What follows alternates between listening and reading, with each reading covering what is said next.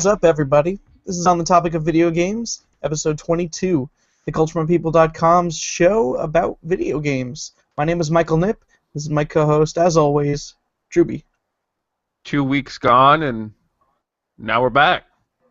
We're back to the video game show. Weird circumstances made us miss 2 weeks. We ended up talking about video games on our Thursday show. Hashtag follow the conversation. But if you are not a follower of that show and you only follow this show, we're sorry for the delay, but we are back. Things have changed. If you haven't heard that show, I've got an Xbox One. I've played Xbox One stuff. So that'll come up. But yeah, things are cool here. We're still playing video games. At least I am. Are you still playing video games? Not much right now, but we'll get into that in a little bit. So let's just go ahead and start the show off. Juby, what did you play this week, if not much? All right, do a little bit. 5 seconds later, what'd you play? Okay, Luftrausers came out. Let's just say Luft. It's better. Luftrausers came out. Luftrausers. There's got to be. I wonder if there is a dictionary.com that thing, and maybe you can get it to play it for you. I don't know. Anyway, that is a game that came out earlier this year or last. Did it come out last year? I don't remember. Keep talking. Okay. It's out on PS Plus from PS3 and PlayStation Vita. It is out this year. This year, okay. It is a game where you essentially you take off of an aircraft carrier, your little plane, 2D side scroller. It's not even a side scroller; it's a 2D game where you fly a plane, kind of arcade style, I guess, 2-dimensionally, and you last as long as you can in the match, and the enemies increase in popularity. There are more of them as you go along, and they get different. You get like boats that'll be floating along on the bottom of the screen, and they're shooting at you, and then you can, as you go, you unlock different parts that you can combine to do different things. There's one engine that I unlocked where basically you are propelled forward by shooting a gun out of the back, and that is the engine. And so while moving around, and it might not be as maneuverable as a regular engine, you can take out enemies behind you if you aim that way as well. So there's that. There's different. I think there's different combination. One of the parts allows you can't turn as easily, and there's one weapon. There's a laser. So different combinations, and you just last as long as you can. I haven't played it on the PS3, but I have played it on the Vita a couple times. Huh? Are there levels? No, it's all arcade. You just play. Every time you go in, it's the exact same level, and you just last as long as you can. The progression and kind of as you go farther along in the game, what you do is you just kind of unlock different parts for planes, and then hopefully with those different combinations, maybe you can get farther or not. So it's simple enough. There's some skill involved. It's not so simple that you're right off of your first try, but I think there's something there that it just I've got 10 minutes or 5 minutes or whatever. I'm just gonna pick this up and play our match, and match might last 5 minutes at the most, and you just keep going that. So games like that are kind of I like them. At least this game, I like it. I think it's put together well enough.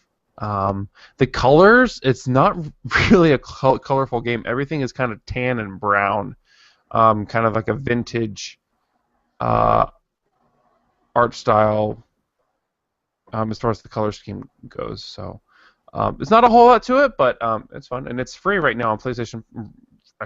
Yeah, it's free right now on PlayStation Plus. So if you have a Vita or a PS3 and you subscribe to PlayStation Plus, and go get that, and you can play it there. Other games, I'm continuing to play Royal Revolt 2. Talked a little bit about that last week. I have played yesterday. I played for the first time 2048. which is a mobile game that is a kind of a spoof of Threes, which I think came out this year. Um, Yes. Threes is a game where you take you have tiles and you combine them together and you combine them and they are always divisible by 3, except with the exception being one, you combine the numbers 1 and 2 to make a 3, and then you'll take on the tile board, you'll take 3 and you'll combine them to make 6, and then you need to keep getting higher and higher and higher as you go along. 2048 is similar. It plays. There are some things that are different about it. Aside from the obvious, the name, and then you've got everything is divisible by 2. So in 2048, you start out with 2 and 4, and then you combine, and then you keep going throughout the game. You just keep going higher and higher and higher on that. One of the differences I noticed, and this can have some ramifications as far as how you play the game, is when you slide a tile on 3s, you will move it 1 space. It'll just go like 1 space over. In 2048, if you slide in that direction, the tile will just go as far in that direction as it can. And so precision moving is it's harder in 2048, and you have to kind of account for that as well when you're making your moves. So, but it's a free version. The reason I downloaded it was my mother. I had told her about 3s, and yesterday she found out that 3s was pay, and so she didn't really want to pay. So she's downloaded 2048, and so me and my mother and my younger brother Will were all on the couch. We were all had our touch devices out, and football was on TV, and we were playing 2048. So there's that game as well. I think 3s is a better game. I think the design I think is better, and I kind of like 3s. The app worked better on my phone than 2048 did on my phone. I was having some responsive issues with that. But if you kind of like the talk about the ethics of 2048, that's an interest. Sure. Let's dive into that just for a little bit, if we will. So a dude makes a game. He comes up with an idea for a game that is 3s. Concept of tiles and number adding, and then he drops the app on the marketplace for what I believe is $3 standard. I think it's $2. I'll double check. Okay, so it's at least $2, and so there's a developer makes a game, decides that the game is worth this much money, charges this price. The game gets super popular because it's really good. I really like 3s as well. My wife also plays 3s. Many of our friends play 3s. 3s is a great game.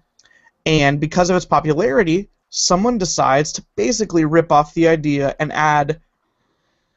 It sounds like I don't count changing the number scheme as additional or innovative. So it sounds like the only feature that is really different is like the number sliding. So when you slide the numbers, they go as much as they can instead of 1 spot at a time.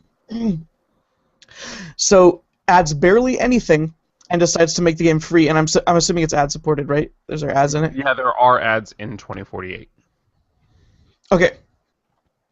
So we have somebody that completely ripped off an idea for a video game almost exactly, and then they are making money off of this game via ads versus the pay up front. What do you think this is good? Do you think this is wrong? Do you think it's good for the industry? What do you think? I won't necessarily say that I think it's good for the industry. I will confess that I didn't really think about the ethics of the game when I was recommending it. I will say that up front. Thinking about it now, I don't think that it's necessarily good for the industry because there's I guess there's kind of two sides to this coin. One, they're kind of the obvious problem where a guy makes a good product, and decides to sell it, and then vultures come along behind him and make a cheap knockoff and sell this and give this away for free for ads, so that if you want to play this concept, you can just play this thing as opposed to the real product. I think it's definitely less inspired. Three's kind of I'm assuming that Threes was kind of the first game that kind of did something like this. And so you've got that. On the other hand, and I had a point, and I can't remember. I don't really remember what it was. But like on the other point, it's stuff like this. I don't know if you're making it available for more people to play, but like if you're not going to pay for something, then that's something that you shouldn't have. Like kind of the same argument from pirating. Although that's another. Now, see, here's my view. I don't think the consumer, especially the uninformed consumer, is doing anything wrong here. If they check the App Store, they see that there's a tile-based slide game that is free versus a tile-based slide game that is $3, and they don't know anything about this. I don't think it's wrong for them to pick this game up. I don't want to compare it to pirating because it's freely available in the store. More so, what I think is a problem is the fact that that this is allowed on the App Store. Like especially for like people like your mom, they're not going to know that Threes exist. They're not going to know any of that stuff, but they're going to want to play this game, and they don't know any of the details surrounding it. It's not like they're pirating the game. They're not doing it out of spite. They don't even know that it's ripping, or it's kind of screwing the original creator, the idea. But the fact that Apple too, I don't think 24/8 is allowed in the Apple App Store, but this happens with games all the time. I don't know what publishers are supposed to do about it. Like, should they allow games that are basically ripoffs and it's obviously a ripoff because it comes out right after Threes, uses basically the exact same concept, and they just slap a new number scheme on it. Like, it's clearly a stolen idea, but they're not breaking copyright, kind of. Like it just seems like if anybody's going to stop this, it should be the Play Store or the App Store, if anything. But then at that point, you could obviously the person making the game, they're not doing anything illegal, but are they doing something unethical? Like you're ripping off a game, you shouldn't do that. Yeah, but at that point, I mean, isn't it? They have the freedom to do that. I mean, ethics aside, that they aren't breaking any laws by doing this. So is it necessarily wrong? I don't know that we can call it wrong. You might complain from an artistic standpoint that was an original idea and that got stolen. Yeah, but that's kind of how the world works, whether we like it or not. I mean, if an idea comes along and it's good, people are going to copy that and go with it, unless you take the appropriate steps to protect something like that. But are there steps to protect something like that? You can't copyright an idea like that. Like, you can't say... I mean, that's kind of what the people tried to do with Candy Crush Saga, right? They tried to copyright a single word. Like, you cannot copyright individual things. But a word and an idea are different things. Like the Candy Crush Saga, you didn't have anybody coming along and creating I mean, how many spoofs of Candy Crush Saga are there on the? I know. I'm saying that's a problem too. Like, people ripped off Candy Crush Saga. Why was that allowed? I'm not just trying to defend indie guys. Well, if you've got people, don't you think that? Do you feel that people coming along and creating stuff like this would you not classify this as competition, or would you classify it as competition? I don't know what to call it. I call it idea theft, honestly. Like, whether it's the legal term or not, I think that's what it is, and it's obviously what it is, especially since it came directly after Threes and is the exact same concept. Like, it is just idea theft. Whether it's, legal or not, I think that if you're doing this, you are in a situation where you should probably realize that you're stealing someone else's idea. There's a difference between, let's say, genres. I'd say there's a difference between making a shooter after playing Halo and making basically Call of Duty or BioShock. Like, I think that is a different thing than taking an idea and basically stealing its exact premise and gameplay. That, Like I but feel that, like if but that's kind of the same thing as what you just said. I mean, you wouldn't necessarily classify it as genre, but every first-person shooter is kind of exactly almost is very almost identical in concept.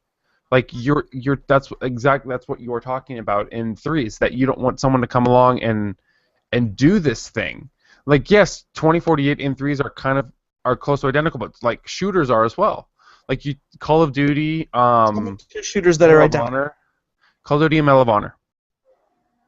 Do they not play differently? Do they not tell a different story? Do they not have different graphics? No, are you telling me If that anything, if the you're going concepts to of try to, first-person shooters are kind of the same across the board? The concepts of but them and there are lots and lots and lots of different things about the shooters. okay, There's hardly anything different about 2048.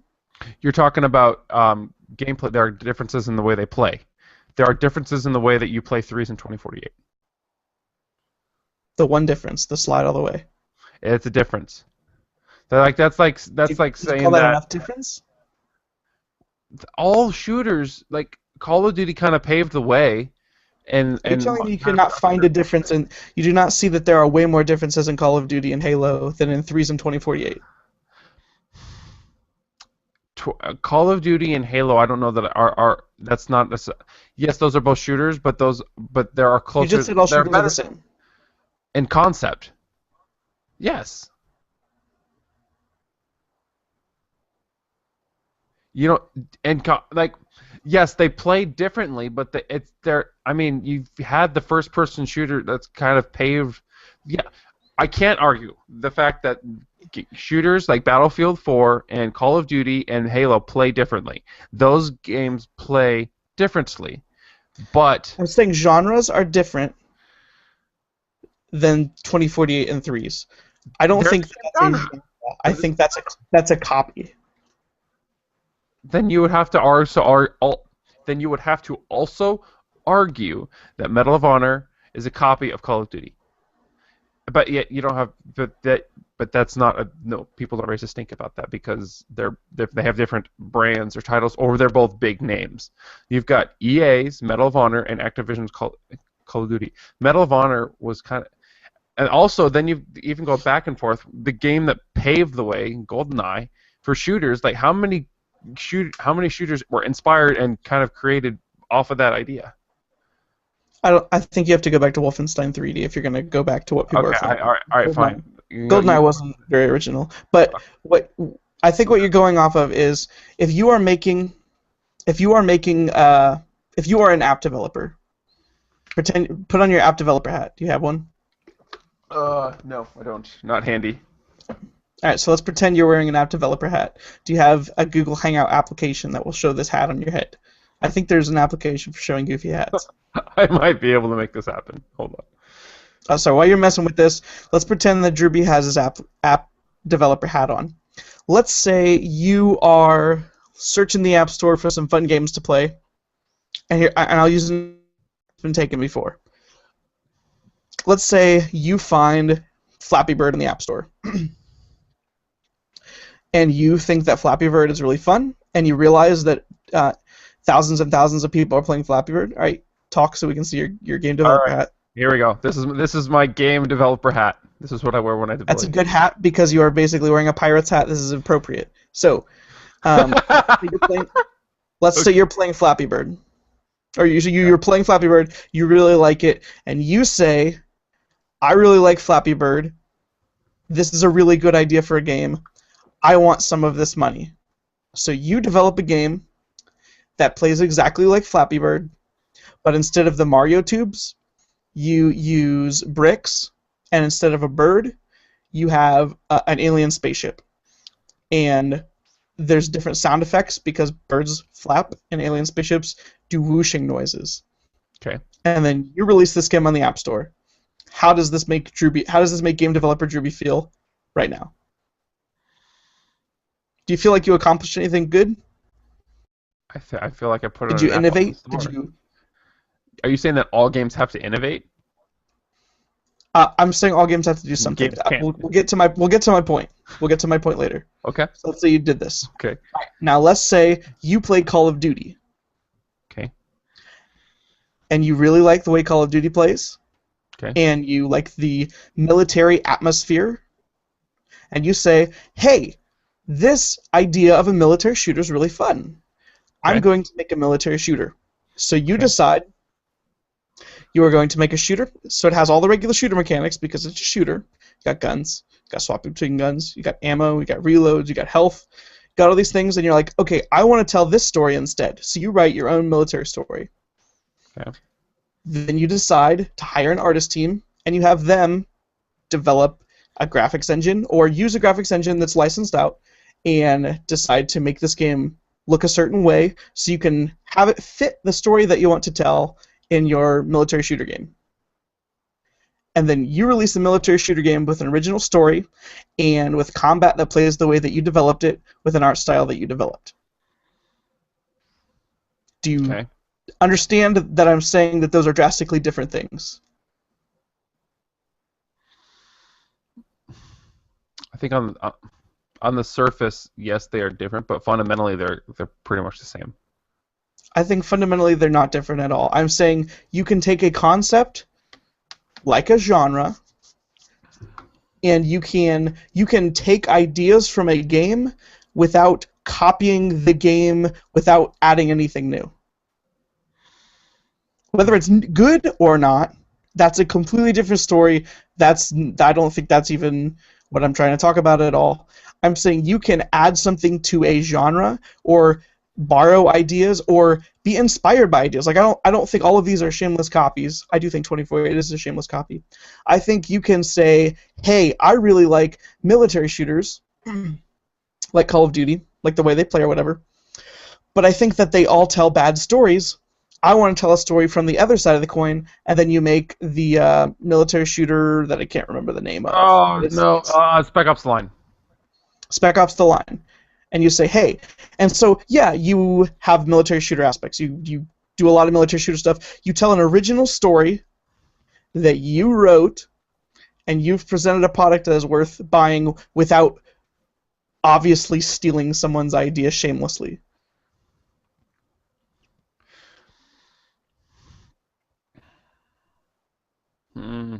Well, um, uh, do you? Okay, so are you going to carry this argument across? Well, I don't know. I can kind of see a where difference at all. I can kind of see that you're talking about 2048 being a shameless copy. I can see that, but I think that you. Or anything on the, or most games on the, I want to say like 50% at least of all games on the app stores for both platforms are shameless copies of another game without adding anything new, and mostly with slapping a microtransaction on.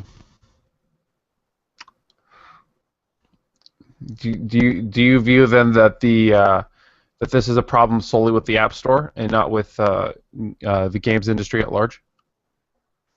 I think in the games industry at large, it doesn't get away with things it does the way the App Store does. I think that the App Store has shameless copies. Like you may have games on Steam that are obviously trying to be like other games. I think the App Store, there's a lot of places where people are trying to do their best to copy-paste code. Like, they're not even trying to iterate or innovate. Either one. At all. They are trying to do the bare minimum they can to make money off of someone else's idea. So would you be okay then if someone said, okay, I want to make a game like Threes, but then coded everything, but it's basically the same thing as Threes? Would you view that as anything differently? If No, they coded it from the ground up. No, 2048 was coded from the ground up. Okay. I think if you are trying to make something, and you are not iterating or innovating, you are stealing someone's idea. If you are doing neither one. Okay. Especially because, and this is what I think makes it the most egregious, in the cases of these things on the App Store, you are almost always presenting the product in a way that you came up with the idea, which I think is even worse, because then you are lying to people indirectly. People that present 2048, they don't say, "Hey, I just made a Threes clone that's free." Like, in a way, that would be better because then people would know exactly what happened. But when dude makes 2048 from the ground up, basically copying Threes, he's saying, "Hey, look at this idea that I have. It's really good. Download my game." And everything in there is theft. I don't know if I'd go that far, but okay. I okay. I I I still think that this idea applies to the gaming industry at large. Like, bring examples. Let me think. I'll see if I can think of something outside of Call of Duty Medal of Honor, which I already talked about. I think the more complicated a game gets, the more likely that there's more iteration than Threes and 2488 have. Or Flappy Bird. Because they're such a simple concept. Because they're such a simple concept. Because they are one concept. So, like, if you take a game like Call of Duty and Medal of Honor, with a game with a story, okay. If you write an original story, you can, even if you're saying, "Hey, this is a military shooter," and there's a military shooter cookie cutter brand, you say, "Hey, I wrote this original story," and it's an original story, even if it's crappy. At least you have an original story. Okay, all right. That I can see because that it's easier to see that because the game is solely one concept as opposed to a larger AAA game or even some of the indie games that are same concepts but have different content, I guess, if you will. Different content. That's why I want to kind of differentiate between a genre, which is a kind of style of playing the game, and then just copying a game. Like, platformers or Sonic, Mario. Obviously, they have the same thing. Like, you move left to right, you jump on enemies even. Like, though the more complicated a game is, the less likely I think you're just outright thieving a concept. But when your game is one or two concepts, and you make the exact same one or two concepts and pretend that you made them, I find that offensive. So how much does someone have to iterate on a game before they can say that it's own? Because everybody is taking a concept or inspiration off of something else, except for like if you're going back originally or with original games. Like most games. I think that's a gray area. Today. I think it's a gray area. Because you run into that. I think everyone realizes it's a gray area because basically, even let's pretend I want to make a game, and I am not trying to steal anything directly, but there is basically no way I can make a game without at least subconsciously remembering ideas that were in all of the games I've ever played, and like remembering what I liked about them and what I didn't like about them. However, I may bring them together. That's what I think the difference is. You can take inspiration from something, or you can borrow ideas from out of reverence, versus copying something and pretend. Like, for instance, there's a game that I just got. I haven't played it yet, but it's sitting on my couch, and it's called Lords of the Fallen. The game heavily derives from Dark Souls, but these guys are saying straight up, "Hey, we love Dark Souls, and we love the way Dark Souls plays, but there's some things that we wish Dark Souls did differently." And then they made this game. They're straight up saying, "Hey, we really like Dark Souls. We took a lot of things Dark Souls does, and we changed a lot of it to play the way we want to play." I think that is fine. I don't think they're lying about coming up with any ideas. They're admitting that they're inspired by this thing, and then they're admitting, "Hey, we changed this stuff because we think we prefer this to something that Dark Souls does." Like, I feel that that's a lot different. At what point, though, is that knowledge just assumed?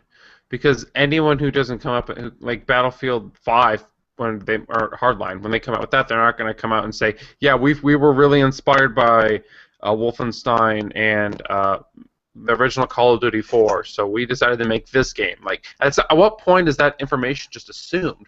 Because developers can't come out and say, like, "I was inspired by this game and this game and this game and this game." I mean, I guess they could, but they don't. I'm not saying you have to do that. I'm just saying it's a good gesture in this instance. I don't think you have to do that. I think if you were making a shooter, you don't have to pretend that you're inspired by every shooter ever made.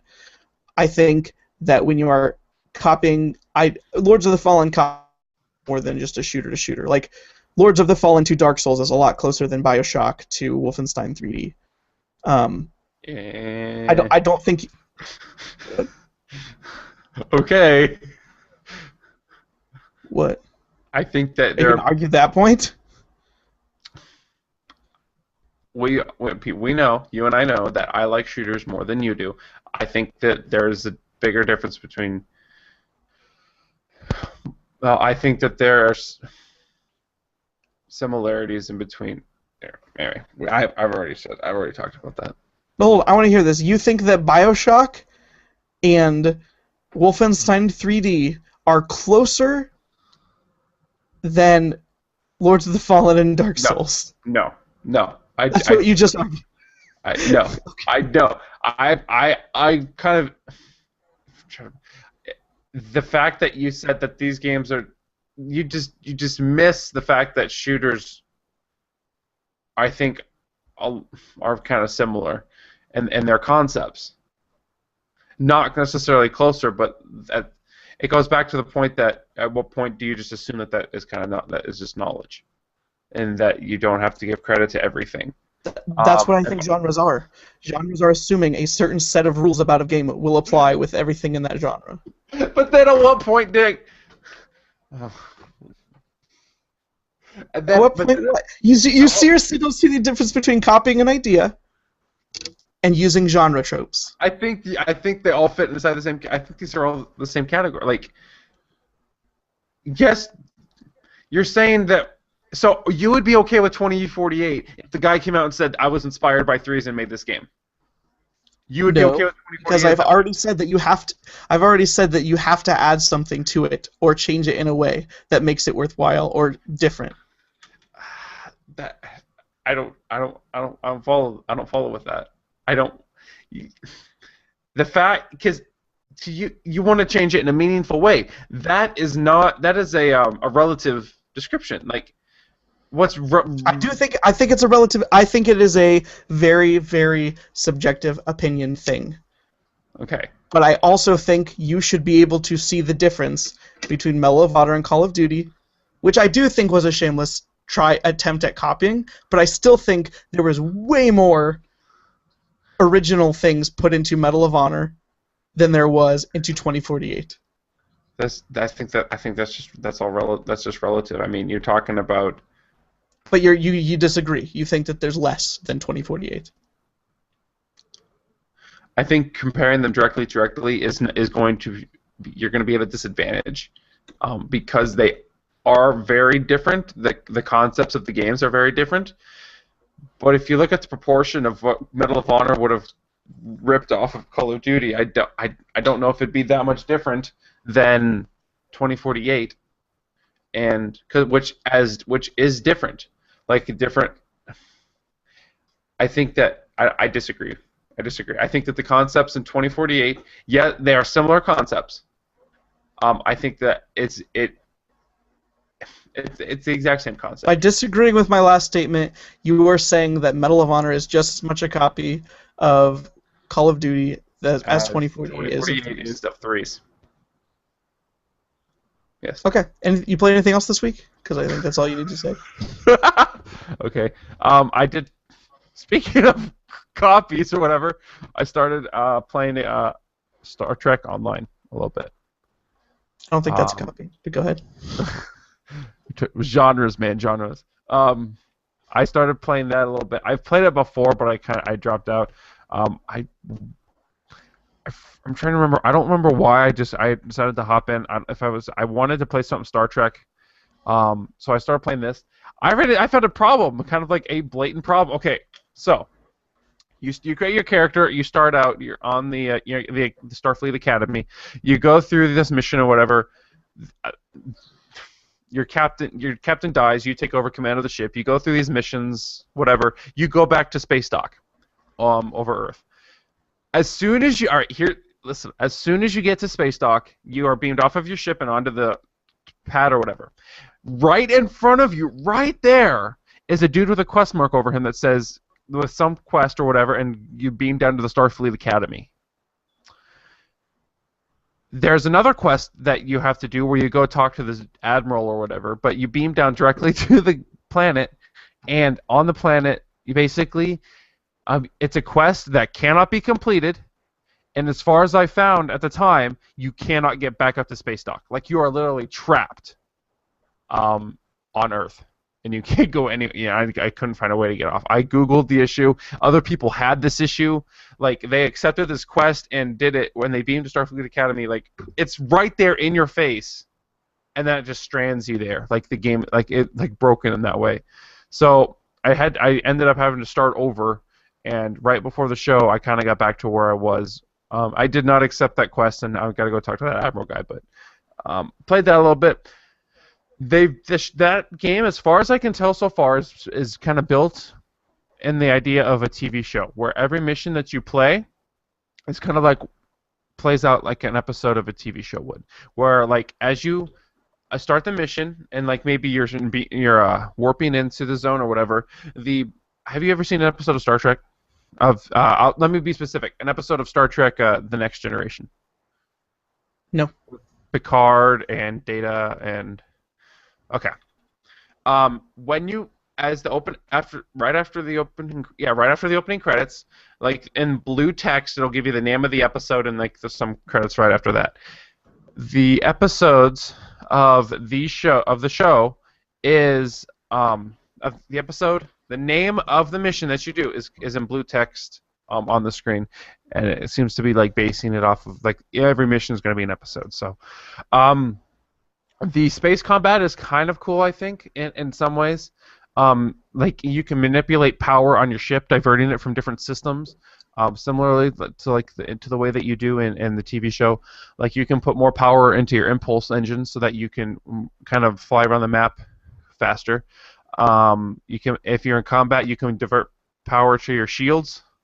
But if you do that, it'll take power away from your weapons. I think it will. I don't remember, or you can put all your power into your weapons or your speed or I think that's part of your impulse. So anyway, so you can kind of manipulate stuff like that, and it's kind of fun. I'm kind of a Star Trek nerd. Like I like the stuff. I like the lore. Here, I'm going to take off my developer hat. There we go. I was hoping you would distract me. So I did that. I played a little bit of that, and then I got back to where I was. So maybe we'll see a little bit more how it goes. After Halloweeny last week, I kind of thought I'm about playing more Dead Space, maybe on a weekly basis or something, and recording me just playing more, as opposed to just specifically for Halloween, because I think that game is good, and I don't know that I necessarily mind playing more of it, and I think that game is well designed. So I think that's kind of about it as far as games that I've. But my brother came over in the weekend and we played Portal 2 on the PS3. He was using a PS4 controller and I was we got it synced up Bluetooth to the PS3. I was using the PS3 controller and we were playing co-op Portal 2. We played a little bit of that as well. So. How far have you gotten in the co-op? Because I haven't beat it. I have not beaten it either. We started from the beginning, so I don't even think we're out of the first. Cause I think there's 5 like big parts of that co-op campaign, and we haven't finished the first part. So we didn't. But I haven't finished that campaign either. I'm not really sure what happens at the end of that. That's a good game. If you haven't played Portal 2, you should play Portal 2. So. If you haven't played Portal 2 and you're listening to a video game podcast where we talk about video games, you really should play Portal 2 because you should know better. That game is good. It's funny. I think well designed. There's some Easter eggs in there if you're familiar with the Half-Life universe. So yeah, there's that. What about? I think we'll flip the conversation around to you. What you've been playing? So, as I mentioned at the top of the podcast, I got an Xbox One as of 2 weeks ago, and I have a couple games that I played on that. The first was Sunset Overdrive, which I haven't talked about on this podcast. If you don't know what it is, it's a colorful punk pop rock themed open world superhero but not actually superhero third person action game. That's the genre. Okay. So basically, it's just a copy of Infamous, and there's nothing new. No, what it is it's a third-person action game. Traversal in this game is all based on style points, and you get these style points by grinding and bouncing in wall running off of every single thing in the city. So like, there's no explanation for it in the game. It's a very wacky, goofy, lighthearted game. It's not meant to be serious at all. But basically anything that's kind of a flat surface, you can bounce off of. Any wall you can run on. You can do an air dash early on in the game, and you can grind on anything that is a straight line. And you can run entire stretches of the city without ever touching the ground. And the more that you chain these combos together, the higher that your style multiplier gets. The higher your style multiplier gets, the more weapons and power-ups you have access to when blowing up zombies that have been created by a mutant-creating energy drink designed by a company who did not mean to be evil, but became evil when they realized they made a product that turned people into zombies and decided to cover it up with all of their money instead of trying to fix the problem.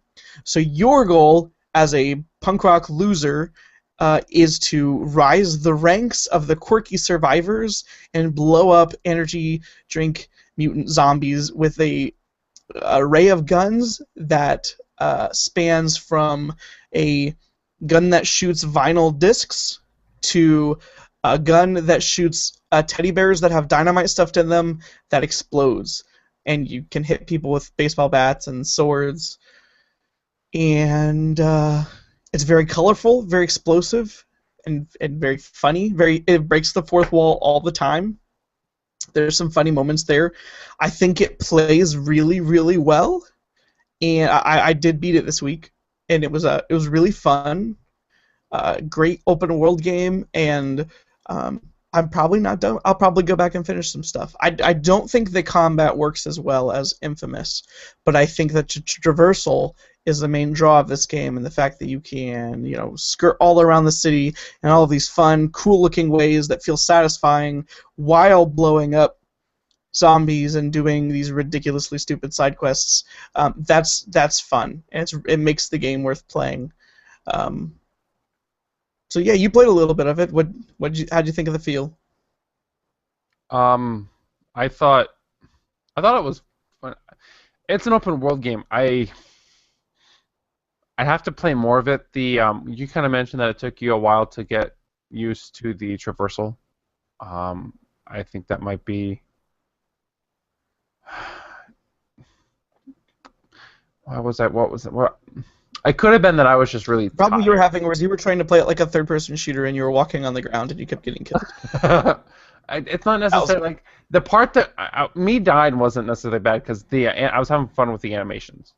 Not having fun. I wanted to see the animations. There's going to be at least 20 to 30 different resurrection animations. Okay. And you said that you hadn't. It was interesting because you had played a bunch of that game, and there was still a new animation that you hadn't seen yet. So there were a couple that we saw that night. Okay, that you hadn't seen. All right, so that's kind of speaks to that. What did I think of the game? I think that's something that I might enjoy. You're right in that probably that I wasn't really playing it the way that it was meant. Is that here's your game design question? Is that a problem with a game where if a game developer makes a game to be played a specific way, am I as the player responsible to play that game in that way? Otherwise, the game isn't any good. Like, is that a limitation on the design of the game at that point? I think it's an intentional choice that they can make for a variety of reasons. I think you can make games like Deus Ex that can be played in multiple ways, or you can make games that are meant to be played a certain ways. I think that the difference in playability in Sunset Overdrive comes from the fact that you can build different upgrades, so you can make your character better at bouncing or grinding, or you can make certain guns better than others. I think that it's okay that they are. What's up, Will? How's it going in the chat? I think it's okay that they are fully expecting you to grind and bounce the entire time that you're fighting. That's kind of what they built the entire concept of the game around. It's the same reason that you have simulator racing games that are not meant to be played like Burnout. Like, it's kind of the concept they designed. If you don't like that, you can not play the game. Like, I think that's where liking different things in games and knowing what you like comes in handy. Mm. That might have been more of a problem. You think all games should be played always? Not necessarily. Not necessarily. I think if a game developer can make that game, because you really can't play all games always. I mean, that's just not kind of the way it's going to work. Yeah, it's just how they design stuff. Other than that, I mentioned that I picked up a game called D4. I played a little bit of D4 last night. I don't know what to think because D4 is extremely weird. This game was made by Swery and his studio. He's a very Japanese developer, for what it's worth. The thing about D4 is, and if you don't know what I'm saying, this may not catch. D4 is like a Japanese developed. Well, I guess that's Japanese too. I don't know. It's like a way more anime version of a David Cage game, which is saying a lot because David Cage games are already pretty weird. Think Beyond Two Souls or one of his other games that I can't remember the name of.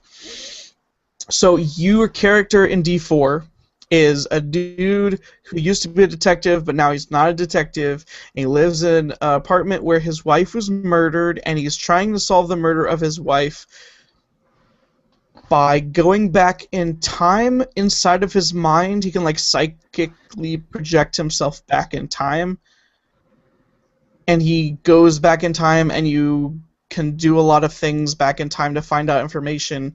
I don't know if he can change anything. I haven't done that yet, but you're basically trying to find her killer by jumping into the past,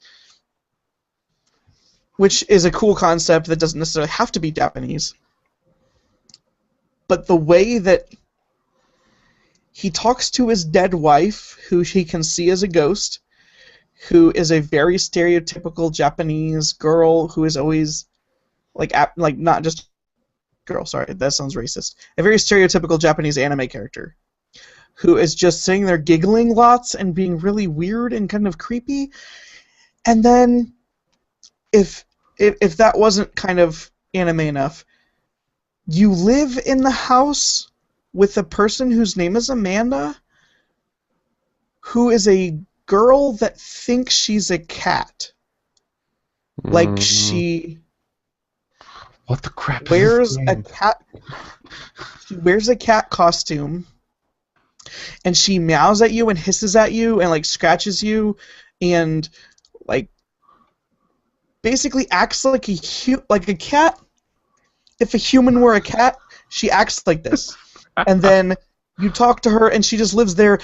And your character, as at the point of the game I'm at, basically said, "Oh yeah, when my wife died, she just walked in." So, like, either you're supposed to accept that this girl just walked in, and he's like, "Okay, you can just stay here," or she's a figment of his imagination because he's going crazy because his wife died, which I thought was true. But another character came to your house and acknowledged her existence. So maybe she's a real cat that he thinks that he's seeing. I don't know. So then I went to the past, and there's a guy who acts like a gay guy, but his partner is a mannequin that he dresses exactly himself. And then there's a very buff flight attendant and a crazy person on the plane that thinks that she's gonna die and be killed by I don't know what D4 is, except that it's a murder mystery about this dude's wife. And The last clue, like the last thing she said before she died was find D. So basically, every time you're doing these missions, you're looking for characters whose names start with D, and they're your main suspects. However, conveniently, when I went back in time, I was on the plane, and every single character I interacted with, first name was D, started with D. So I don't know what this is, but I'm willing to play it. It's not very long. I'm going to play it. How long is it? Like 3 hours. What? How much? Is this not a $60 game? Wait, you paid $10 for it. No, it's $15 new. Okay. Like it is. Okay. Here it is set up to be something kind of like The Walking Dead or Alan Wake or something. Like it starts off and it says prologue, and then there's chapter 1, chapter 2, and I think 3, and that's all that's in this $10 version. I think it was intended to be a season thing where it has multiple seasons and episodes and stuff. I don't know how well it sold, so I don't know how much that will happen. We will see. But the people that have played D4 and kind of knew what it was have enjoyed it, so I want to see what's going on in this D4 game. I'm in so far. I actually had to stop last night because I was so tired that I didn't. Not that I think I'm supposed to fully understand what's going on, because, like I said, that stuff is super weird. But I need to take a break. I'm gonna play some more tonight. Okay. All right. What's the kind of the combat? Is there combat in the game? Is it like hand to hand, guns? No, like I said, it plays completely like Beyond Two Souls or something. So like, there's no direct control over your character so far. It's like quick time events and interacting individual objects. So one of the cool things is, while your dude's a detective, while you are talking to people, there will be objects in the environment that you can like press QuickTime events to, and just it doesn't interrupt the flow at all, but while you're talking, it will show you the things that your character's noticing about each individual thing.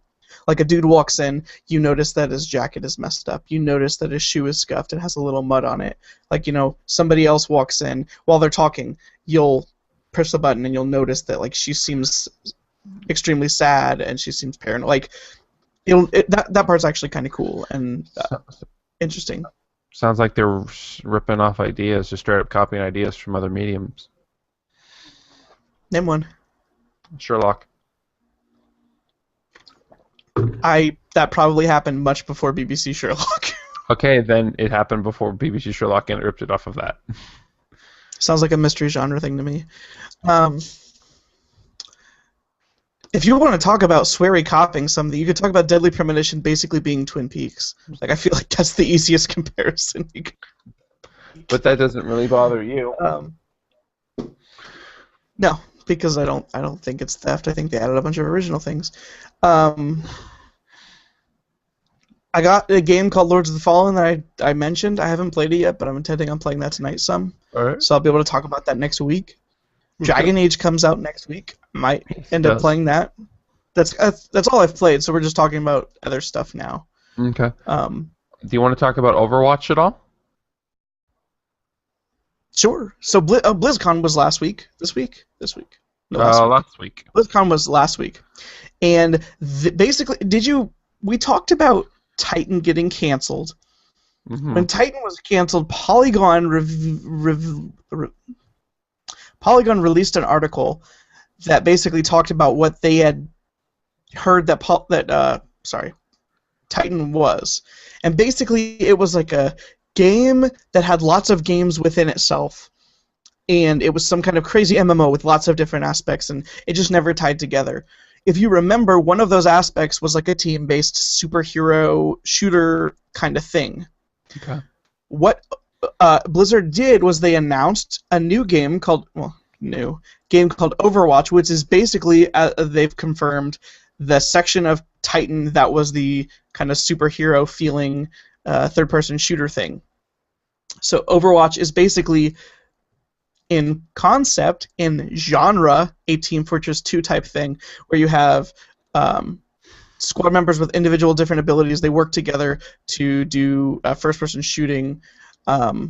It's very colorful, think like Pixar animation. However, the comparisons to Team Fortress 2 kind of stop there, because people are all saying that it plays very differently. There's lots of trailers online now. It looks super fun, even as someone that is not super into the shooter genre, I think the art style and the way that the superpowers interact could be super interesting to play with.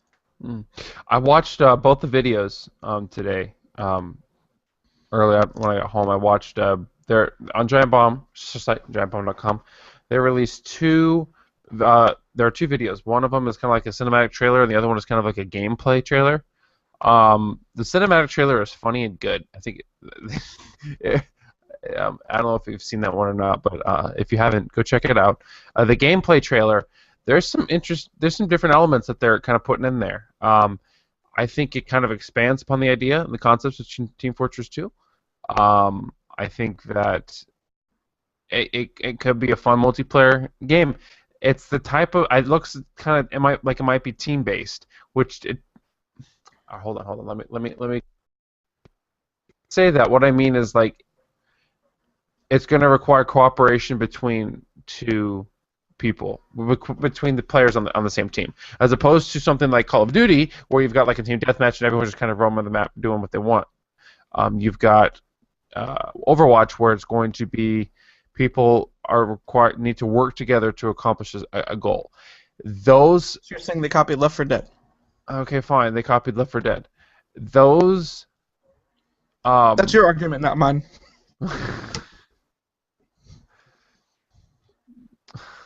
I'm saying that both in those games. You don't defend that. That was a jab. Keep going. Online multiplayer, they can be hard to play, and in those situations because people on the internet are like giant turd buckets. Like there are some people, not all, but there are some people on the internet who are just giant tard buckets. I think you're basically saying that like you can't lone wolf it up, and most people on the internet like to lone wolf. It's especially with games without built-in voice chat. It's extremely hard to cooperate with teammates, even if they were likely to listen to you. Games that seems like that might be a problem and a flaw in the game design. For people like you and me who might play this game with coworkers or other friends, where we're all in a Skype chat on the same team, that might be fun. And then I think you'd be more likely to get one or two people who are like, okay, these guys are working together, I will work with them, as opposed to everybody on the team lone wolfing. That could be a problem. I think. I think another example that's going to suffer from the same problem that we saw the beta of last week was Evolve. Evolve is kind of the same way. Yes. You try to go off and do your own thing, you're all going to get screwed. You got to play together as a team, which I think is a really cool concept, especially when you're playing with friends. But I wonder how long games like that can keep carrying on. I mean, I guess it depends on how easy and how much the community decides to work together. But if the community does the Call of Duty thing and decides to lone wolf it up, people playing Evolve or potentially this game could just not be fun online, which is bad.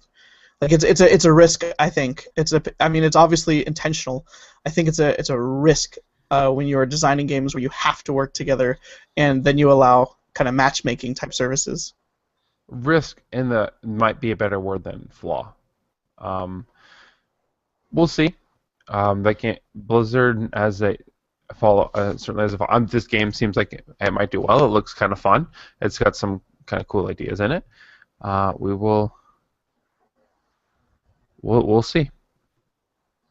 Speaking of game announcements, going back to this show, but also going back GamerSauce blog days, it was announced today that there is a Just Cause 3 being worked on over at whatever developer makes Just Cause, Avalanche.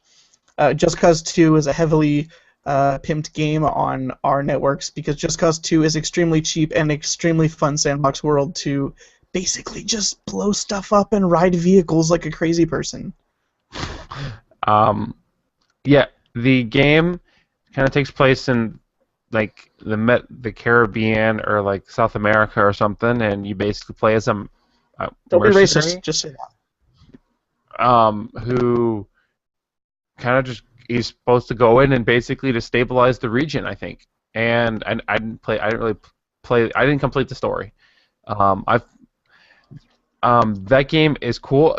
Just Cause 3, from what I've seen, is kind of based in the Mediterranean.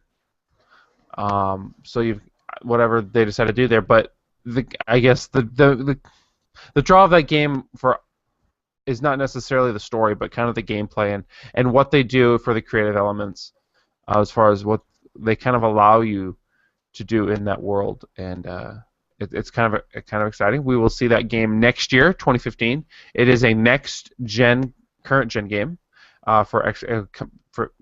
it will be available on Xbox One, PS4, and PC, not the 360 and the PS3. Xbox One, PS4, PC, not the PS3 and the Xbox 360. So, I've actually heard that the Just Cause 2 story gets really good, really good in a dumb way. Like, one of the last missions is you sky surfing a missile into the ocean. Like, it's that kind of... Like, if you were looking for a stupid action movie story, I've heard that gets really good from someone that's beat it multiple times. I heard that. So, right. I don't want to... Neither of us have actually played through it, but I do think it is something worth playing if you're looking for some kind of goofiness. Also, there's a game that allows you to tether things to other things and then drag them around in the street is going to be goofy. And then the physics, you might break the physics with something like that. So there is a multiplayer mod for Just Cause 2 as well that I believe is free. If you have the game on Steam on the PC, you can just download this mod, and you can have hundreds of people just in the same world, and crazy stuff happens. I guess crazy stuff can happen. There's a lot of people in that world together. So Just Cause 3 that coming up next year. Next year's going to be kind of a bigger year for just kind of our medias that we follow. You've got Star Wars is coming out. You got Avengers. You've got Just Cause. I think we might. New Assassin's Creed will come out next year. That's exciting. There's a crap ton of video games that were supposed to come out this year that are coming out next year. Batman is coming out next year. Yeah. Batman, Evolve, Hotline Miami. Next Assassin's Creed. I don't count the next Assassin's Creed as a game that we're all looking forward to. The Assassin's Creed game came out today. Unity did not get very nice reviews. Got very middling, very aggressively middling reviews. It seems like it was a good game. Not a great game. I don't even know if that's a good game. The review sites that we follow 6, 7, in 8. Between good and fair. Good. It's not even like a solid 7. It's like leaning towards the 6. Polygon gave it a 7. GameSpot gave it a 7. IGN gave it an 8. I mean, you're talking good to great there. Okay, I thought that they were lower than that, but I don't know. Basically, to me, this game is not worth buying. Like, the things that made me kind of get interested in the series for Assassin's Creed 4 are all gone, and all of the problems are back, and there's a bunch of technical issues aside. So there's no reason I would want to buy Assassin's Creed Unity at all. Rogue has a better Metacritic than Unity. Assassin's Creed Rogue doesn't surprise me. Kind of the spin-off thing. At least Rogue has the boats again. Has an 84, and Unity has a 76 Metacritic for the Xbox. Also, just Dragon Age Inquisition PS4, 89 Metacritic right now. The other game that is higher than that, Halo Master Chief Collection, 90. So. The Halo Master Chief Collection I also ordered. That's coming in the mail for me. Okay. All right. Heck darn it. Will Bison. Are you all excited about Pokemon Oris? Not really. I'm not really looking at Pokemon. I played X, and it was just kind of the thing that I played. Not really super care about it, I guess. I mean, I was more into Diamond. um, which is probably not as good of a Pokemon game, but I just don't think Pokemon's the game for me. So I don't know. Are you excited? I will probably end up playing it at some point. I'll probably end up beating it at some point, and it will probably be a Pokemon game. I don't think that they're anything to write home about, but I still do enjoy playing them every year. Mm. I did have another fun opportunity to talk to games journalist Tom McShay today, at Tom McShay on Twitter, or as he is known on Twitch, Gigglepoo. That's just the words giggle and poo You together. he did a live stream today. Yeah, he was live streaming Lords of the Fallen. So Oh, this time he was live streaming a game that I actually cared about, as opposed to Battlefield 4, which neither him nor I cared about. I played and But beat the I was able to campaign. talk to him. Today, I Yep. was talking to another gentleman, and I had to look up. It's like I paid money for Battlefield 4. There, yeah, that game is sitting in my collection. How did Lords of the Fallen look? Lords of the Fallen looked like what I thought it was, which was a kind of easier Dark Souls. It looks like the story is much more cohesive than Dark Souls. That is, if you are not a crazy person that decides to dissect all of Dark Souls' story. Okay. So it looks like it's a good stopgap, something that's a little easier and lighter than Dark Souls to play while waiting for Bloodborne. Bloodborne. So we're going to play the Master Chief Collection this week. I want to mention that I'll talk about Bloodborne next week. Do you have anything else that you're planning on playing before the next week? Not really. I'm playing. Actually, my little brothers are coming over on Saturday, so we might play some. Let's see again. Marvel, Lego Marvel, superheroes. I believe. Yeah, superheroes. So we might play some of this. They like the Lego games. They get into these games. My little brothers do. They've played that Lego Batman 2.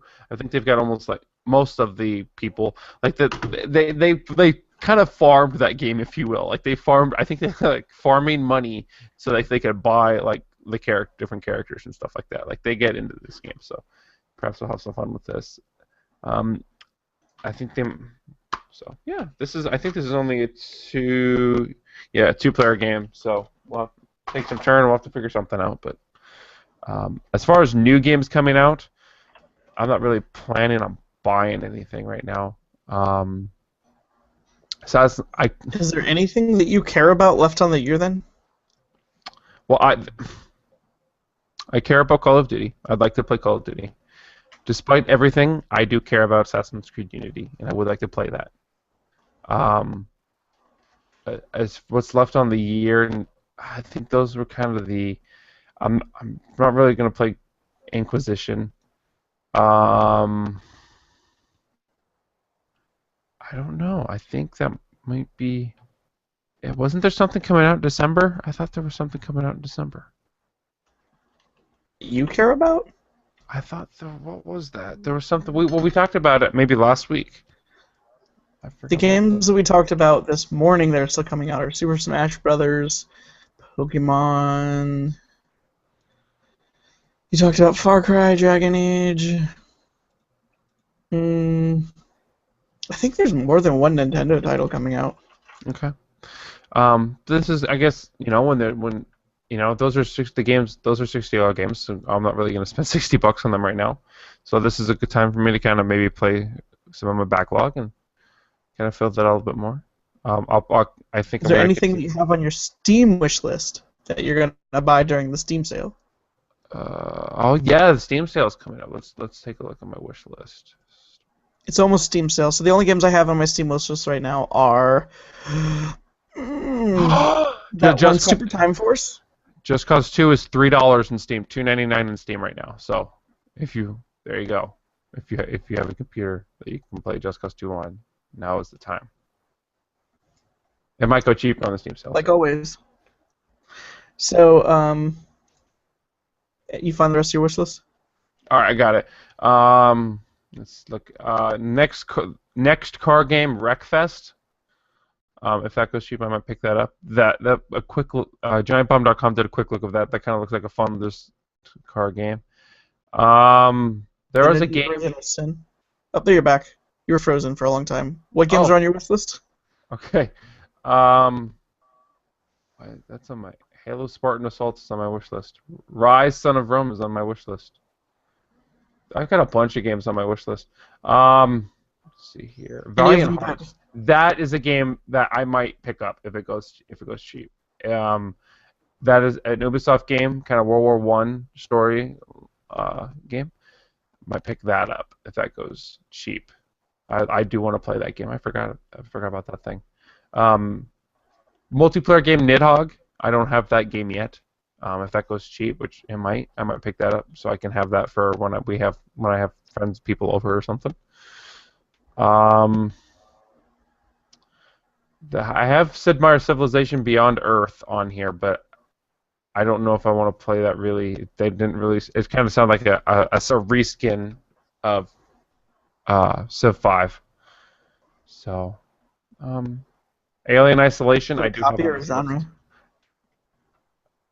That's them copying their own game. Even you'd be okay with that, to some extent. Majora's Mask, to answer the chat, Majora's Mask on 3DS was announced, and that comes out next year, which I'm excited about. We've talked about that game getting remade on the 3DS on this show before. I'm super excited about that. They still haven't done my Donkey Kong game.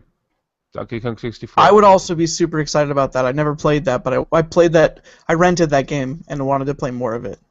I would be excited about that as well. Did you rent that from Blockbuster? I did. I rented that from Blockbuster. Show our age to our younger audience. Back in the day? Yes.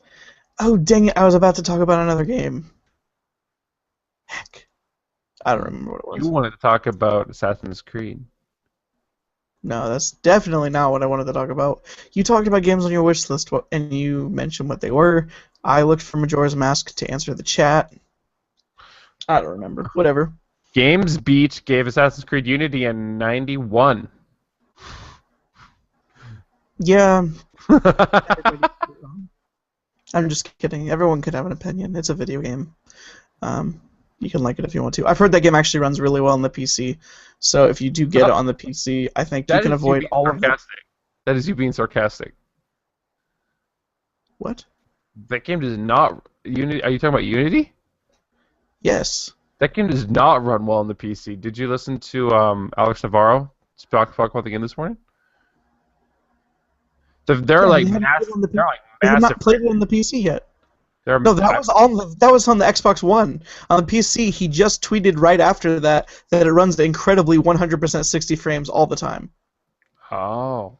The PC version, the PC version would still have a lot of the problems I have with it, which are design choices, but it wouldn't have the technical issues. So if you are picking up that game, that's probably the one to get if you have the PC to run it. Enslaved is $5 on Steam. I know. Oh, that actually... I kind of wanted to play that game. Oh, dang it! I remember now. There's a game called A Bird Story or something. It's made by the To the Moon developers. They just released it. It's an hour-long story game that is like 10 or 15 bucks, and it's I've heard is really good. I can't remember what it's called. I'm trying to open my Steam right now. Let's see, my wish list. On your wish list. I'm pretty sure it's a bird story or about a bird. It's the easiest way to get to your wish list on Steam. Dang it, we should do this. Click on your store, and then it's just on the top right. Wish list. Okay, like I already said, Divinity Original Sin, A Bird Story. Yeah, it's $4.24. Normally $5. It's an hour long, and it's a story made by the guys that made To the Moon, which is a game we both highly support on theculturemypeople.com. You want to talk about a game that the game To the Moon? This game that looks like To the Moon. Yeah, my guess is it was probably also made with RPG Maker. Maybe I should just go play To the Moon again. Evidently, it's only a couple hours long instead of the 8 I took me. I don't know. What did you do? Maybe I was just like sadly weeping the whole time, and like I forgot. I only remember crying once ever playing a video game, and that was it. That game. Thanks for answering us in the chat, A Bird Story, which you almost found out with chat delay before we found for real. Yeah. Anyway, I say we start wrapping this up. We've been going longer than normal. Okay. So, how do people find you on the internet, Drewby? Twitter.com/Drewby132. Facebook.com/Drewby132. TheCultureMakePeople.com. Nope, that Drewby is spelled Drewby. We had someone at our work assume that it was spelled Dreby, so for a little bit I was calling Drewby Dreby as a joke. Drewby is Drewby, which I have now said multiple times spelled correctly. It was a thing on the Gamer Sauce podcast, our old website, that I could not spell Drewby's name. You got it. You got it right now. You broken the curse. I'm matured. I'm a lot older. You've perished the Inquisition. I don't know what that means. But yeah, if you want to find me outside of this deal of a podcast or our website, theculturalpeople.com, you can find me at twitter.com/MichaelNipp, MichaelKnipp, or facebook.com/TheRealMichaelNipp. You can find me there. Listen to what I have to say. I've been trying to tweet more. I've actively been trying to tweet more. So we'll see what happens. I'm on Instagram and crap too, but you can find that stuff elsewhere. If you want to ask us any questions, if you want to talk about how either Drewby or I was wrong about our genre versus copying debate, worth noting, Will Beeson says that Freebird, which is the guys that develop To the Moon and A Bird Story, they have some smaller games that are free on their website, so that's a good catch. But if you have questions or other stuff that you want to talk to us about, comments, whatever, you can email us at theculturemypeople@gmail.com, and that'll go to both Drewby and I. We can either respond to you directly, or we may bring up your topic on the show if it's something that we kind of want to bounce back and forth on air. You can also follow theculturemypeople.com's Twitter account, which is Culture of My Peep, and that's where you can see the info that gets posted to the site as it gets posted. It'll live tweet anything we post to the site. We're also on iTunes if you want to hear the audio version of this podcast, and that's the easiest way for you to kind of listen to this. We're in the iTunes store at Culture My People. You'll find us there. We're also in the BeyondPod database if you use Android and you use BeyondPod to look for your podcast. We're there. The RSS feed is also on the site for people that use any other podcast client and want to listen to us. I think that's all for the normal stuff we talk about. So I guess we're just... I'm on Freebird, looking at the games. They've got To the Moon and A Bird Story, which I believe I had heard about before. The Mere Lied is another game. Quintessence and DYRM Lullaby. So. Nice. A list of 5 things. So I need to get the To the Moon soundtrack. That's something I need to do. Cool. Do you have anything else you want to hit real quick? I think this might be time to wrap it up. Cool. So on the topic of video games, episode 22, this has been me, Michael Nipp, and my co-host Drewby. 1 through 9.